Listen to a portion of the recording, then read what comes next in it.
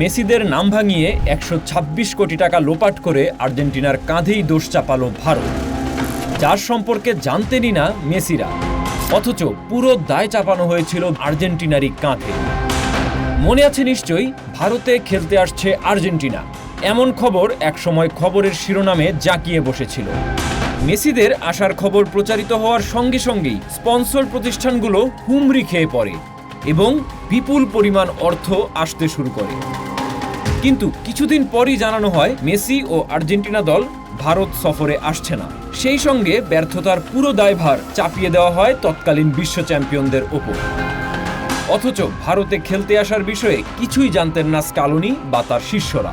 মূলত তৎকালীন কেরালা সরকার আর্জেন্টিনার নাম ভাঙিয়ে বিপুল অর্থ সংগ্রহ করেছিল বলে অভিযোগ তুলেছে বর্তমান কেরালা সরকার। রাজ্যটির সরকারে পরিবর্তন আসার পর নতুন প্রশাসন দাবি করেছে মেসিদের ওই সফরের খবরটি ছিল স্রেফ ভুয়া। আর্জেন্টিনা দল নিজেরাও জানতো না যে তারা কেরালায় খেলতে আসছে। ভারতীয় গণমাধ্যমের প্রতিবেদনে উঠে এসেছে এমনই চাঞ্চল্যকর তথ্য। মেসিদের কেরালা সফরের পুরো বিষয়টিই নাকি ছিল এক বিরাট ভাউতাবাজি।